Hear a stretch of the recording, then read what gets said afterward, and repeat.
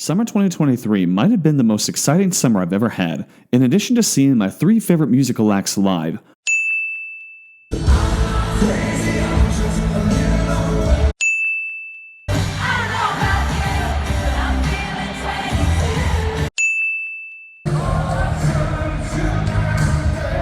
I once again got to add a large number of new coasters to my list of credits, a total of 27 to be exact. This included the first new addition to Worlds of Fun in 14 years, my first ever visit to Lost Island, and thanks to one of my friends, I got to fly. I made my first ever visit to Kings Island and my first visit to Cedar Point since riding my very first coaster there 18 years ago. This brought my total coaster count up to 88. And as you might imagine, getting to ride so many top-tier coasters led me to significantly reevaluate my personal ranking. A number of coasters that were in my top 20 last year have moved around. Some may have only moved a few spots, while others took a nosedive. Some I even had to take some time to think about, like ones I hadn't ridden in a while. It was hard. So let's take a look at how much my list has changed since last year. Welcome to Ejector Airtime, and this is my Top 20 Coasters 2023 edition.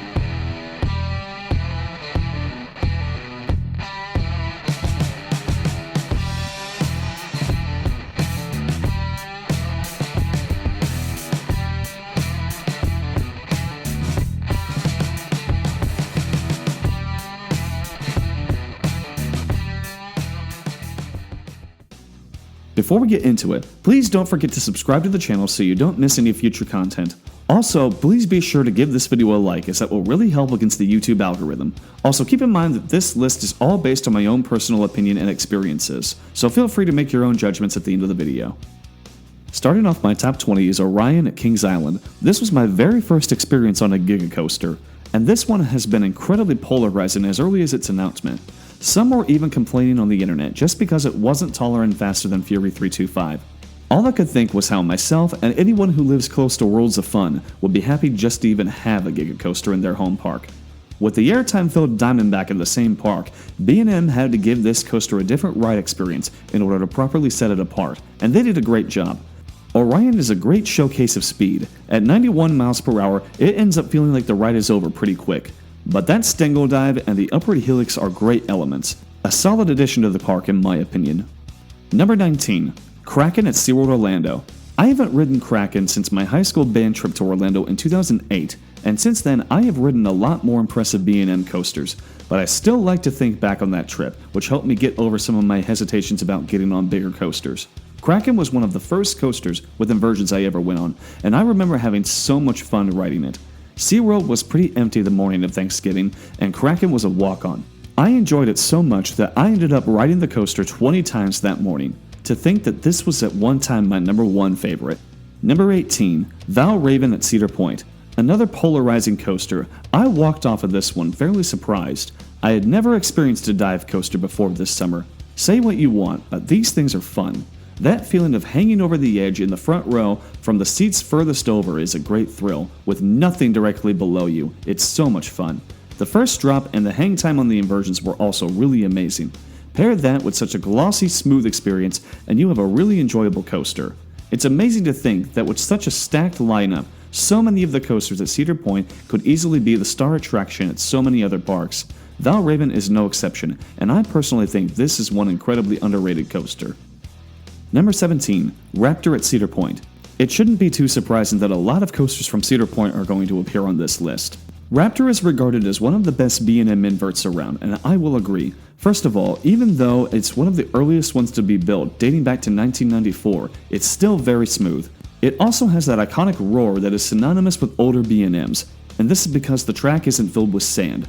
Similar to the Batman coasters, Raptor whips you through its inversions, and the downward helix at the end is very forceful. Definitely a top 5 coaster in the park. Number 16. X-Flight at Six Flags Great America. Even though I got my first ride on Gatekeeper over the summer, I got off saying I still enjoyed X-Flight just a little bit better. This one moved around on me a couple of times as I reorganized my list. I remember ranking it lower than Batman the Ride last year, but my mind kept going back to those amazing near-miss elements. I was also impressed by the fact that X-Flight wasn't a completely forceless coaster as some of these wing coasters tend to be. Not to mention that you get two noticeably different ride experiences on either side of the train. To me, this is a coaster you should not sleep on. Number 15. Monster at Adventureland. I never imagined that I would find an elite coaster in the state of Iowa, and I certainly never imagined Adventureland getting the first of its kind coaster in America, but here we are.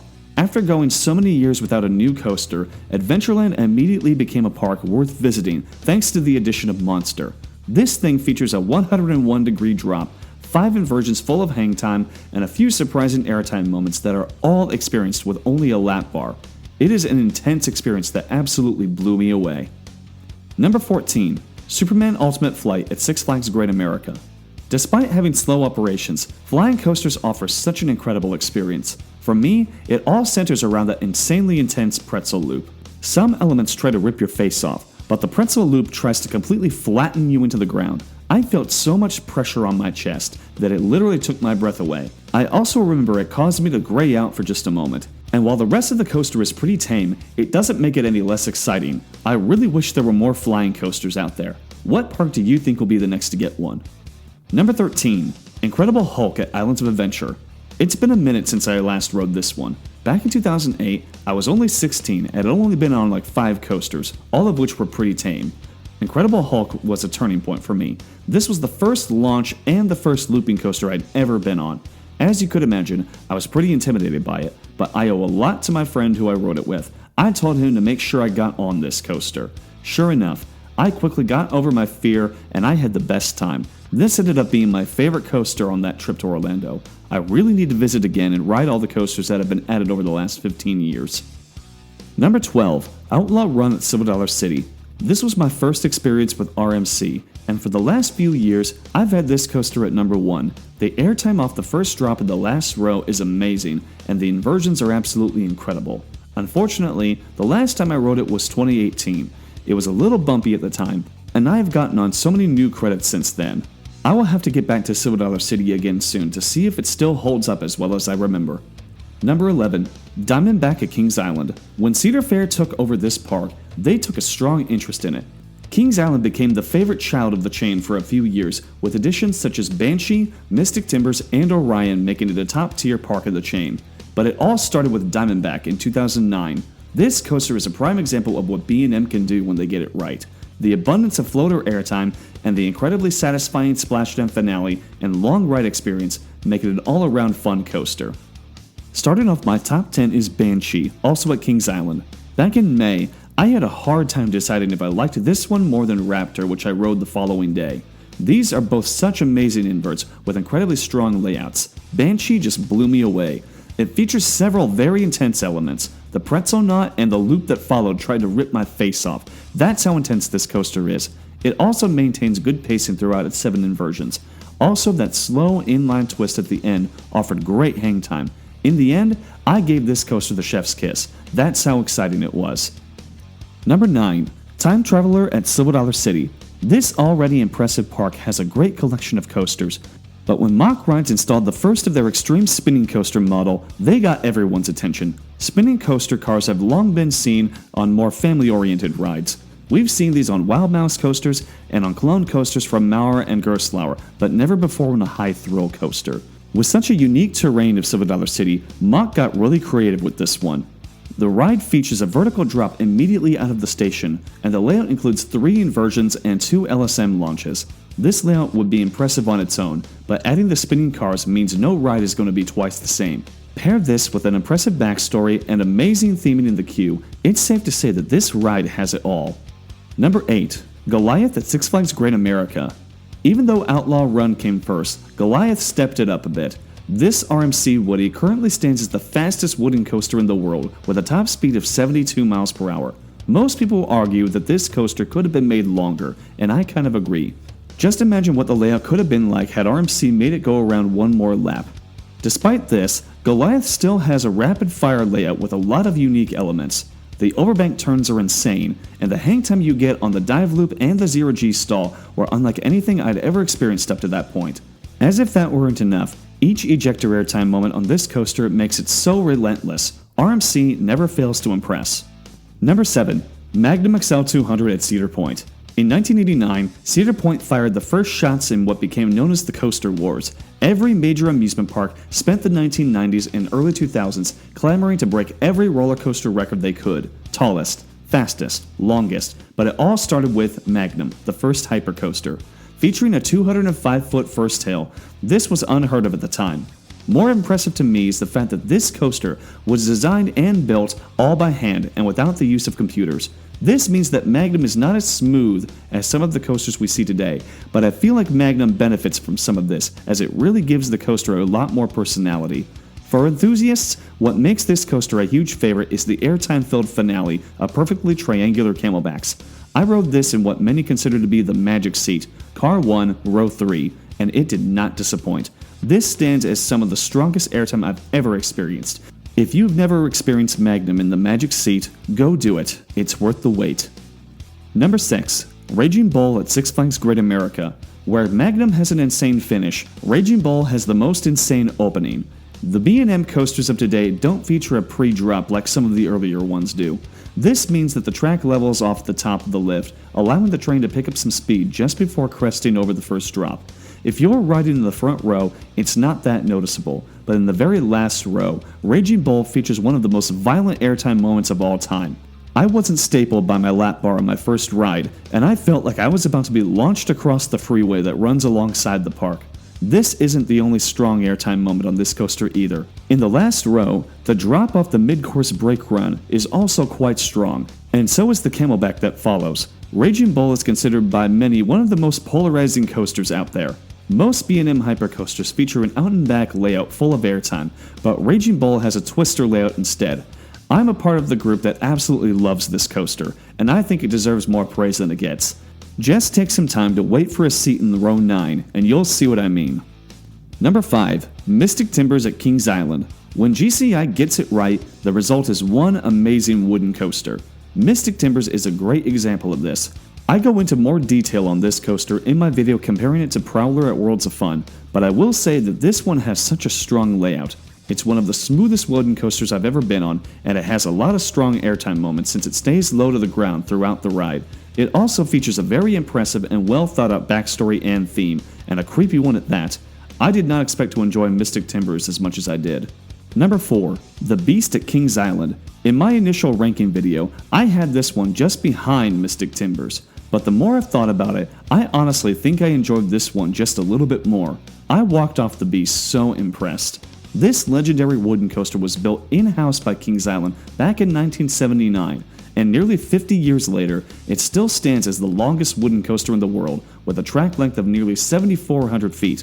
The Beast goes way out into the wooded area behind the park, and being surrounded by trees, it feels way faster than it really is. The entire ride is so relentless, and it also features one of the most incredible and most intense finales on any coaster, the massive double helix. The lateral G's you experience on this partially enclosed helix is unreal.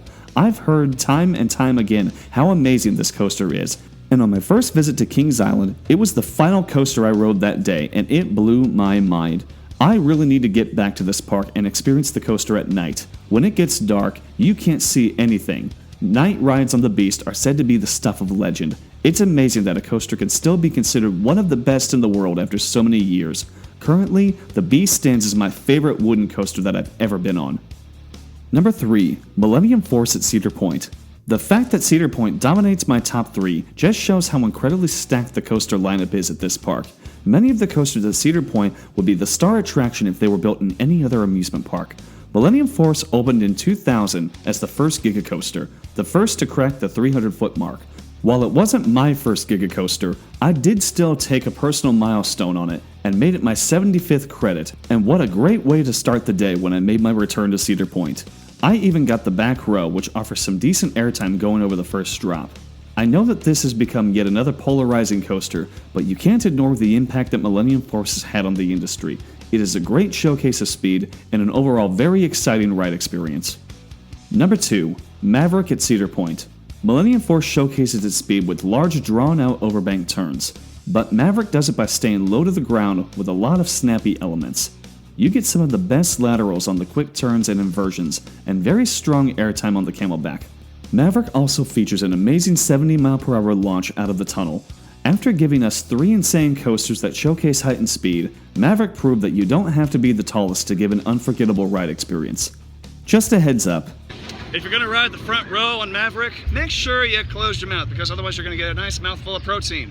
And by protein, I mean bugs. Number 1. Steel Vengeance at Cedar Point. Not too many surprises here. This was definitely the one coaster I was most excited about when I returned to Cedar Point. Everyone has been talking about this coaster for the last several years, and I wanted to see if it was truly worth all of that hype.